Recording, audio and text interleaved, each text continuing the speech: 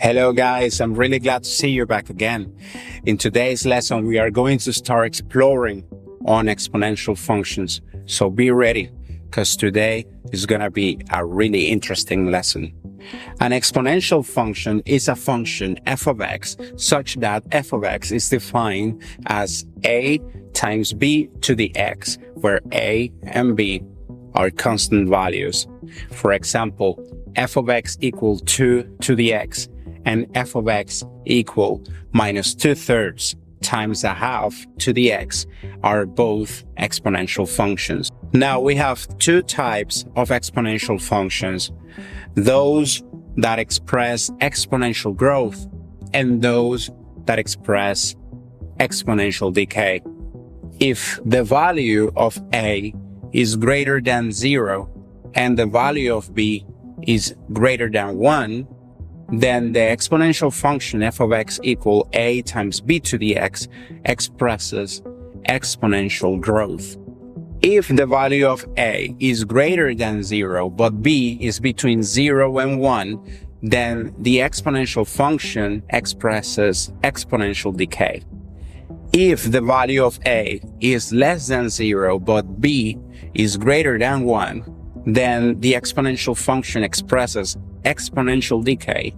Whereas if the value of a is less than 0 but the value of b is between 0 and 1, then the exponential function expresses exponential growth. The laws of exponents apply here.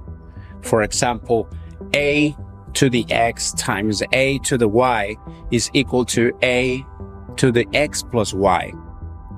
A to the x to the power of y is equal to a to the power of x times y.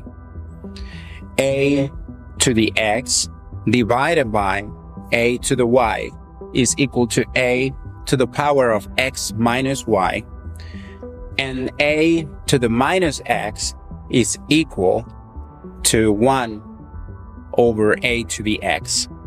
Probably the most important exponential function is the one given by f of x equal e to the x, where e is approximately 2.71, and this is gotten from the limit when x goes to infinity of 1 plus 1 over x to the power of x.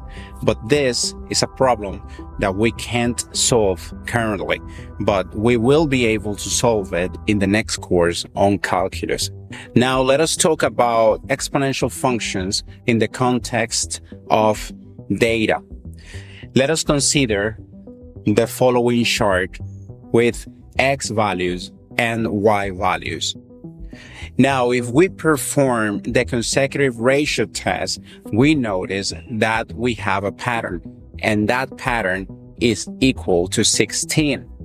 Therefore, this data can be modeled by the exponential function y equals a times b to the x, where b is equal to 16. Now, we know that when x is equal to 0, then y is equal to 3. So we can use this information in order to find the value of a. Thus, 3 is equal to a times b to the 0. But b to the 0 is equal to 1.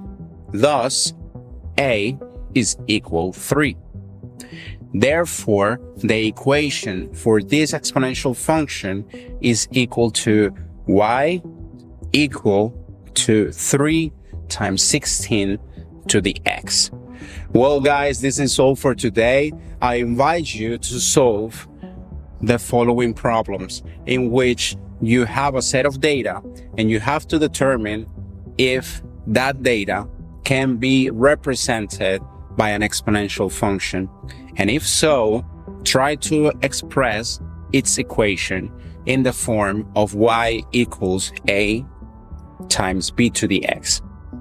So well guys, this is all for today, and as usual, see you in the next lesson.